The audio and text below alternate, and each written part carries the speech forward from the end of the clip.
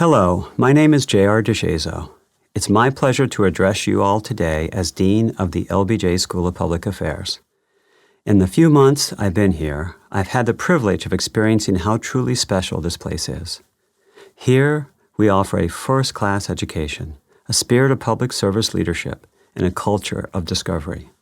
And most importantly, we have the unmatched strength of the people, mission, and legacy of the LBJ School. Let me share something important about the people at the LBJ School.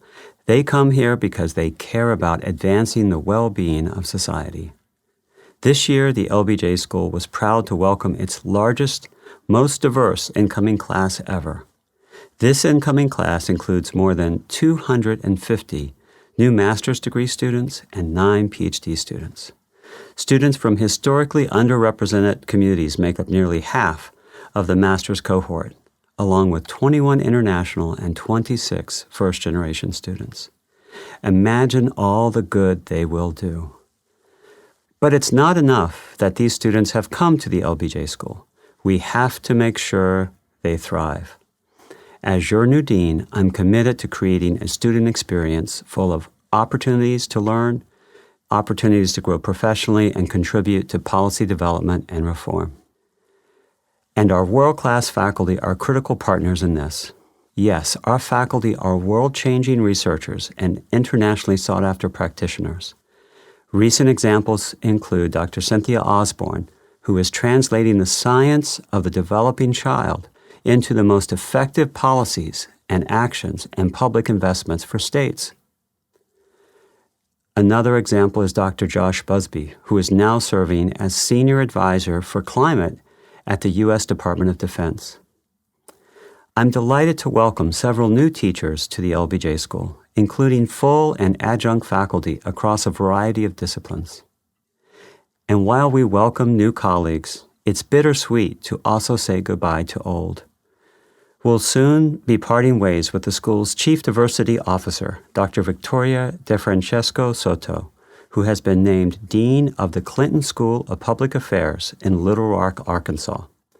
Dr. DeFrancesco Soto has been a dynamic and proven leader in civic engagement, policy, curriculum, and diversity at the LBJ School. I look forward to working with her as a fellow dean. Rehiring for her critical role is one of my top priorities, and Dr. DeFrancesco Soto has been an important partner in these efforts. Now, we can't talk about the people of the LBJ School without talking about our staff. From tireless dedication to our people and mission, to vibrant talent and daily responsibilities, to excellent customer service, the contributions of our dedicated staff have helped keep the doors open and create transformation that benefits our society. So I think we all know how greatly the school will feel the absence of recently retired staff, Karen Troutman and Lena Chung Contrell.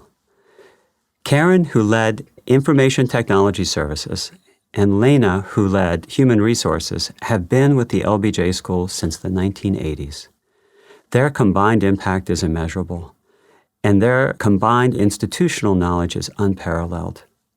Karen and Lena, congratulations, and thank you for dedicating your talent and time to the LBJ community. I wish you the best of luck in your future endeavors.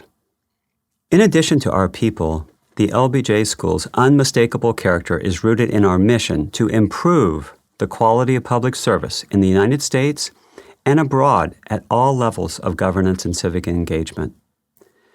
We embody it in our world-class scholars, dedicated students, and impact-making alumni. And we create new pathways for serving this mission through research strength and fundraising power. Our faculty recently launched a new Prisons and Jails Innovation Lab, which expands our capacity to improve criminal justice reform. Our experiential learning program, which connects students with nonprofits, has expanded to serve the city of Houston. Students are also bringing knowledge and training from the classroom into the real world through their policy research projects. These projects address challenges like building smart and resilient cities, exploring the role of anchor institutions in small and rural communities, creating a new U.S. food policy, cooperative missile defense with Russia, and investigating foreign threats to the U.S. election integrity. These projects aim to sharpen skills while making real-world impact. We are also attracting research dollars across a variety of policy issues. LBJ school researchers have recently secured nearly $1 million to conduct urgent research on greenhouse gas emissions. The Prenatal to 3 Policy Center, which will convene its second annual conference this October, has recently brought in millions of dollars to support research and policy development. And now, more than ever before, LBJ School alumni, friends, and donors are stepping up to fund fellowship opportunities for our students. With this generous support, we've shattered this year's fundraising goals by nearly double, reaching nearly $9 million. As for our long-term goals, we're on track to reach $70 million by 2025, exceeding our original goal of $50 million.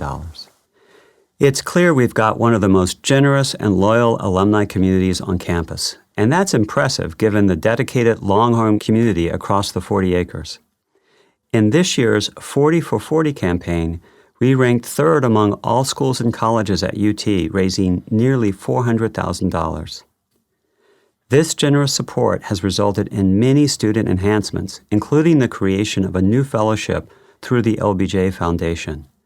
This fellowship helps us build a more diverse public service pipeline as it creates opportunities for historically underrepresented students to earn their graduate policy degrees.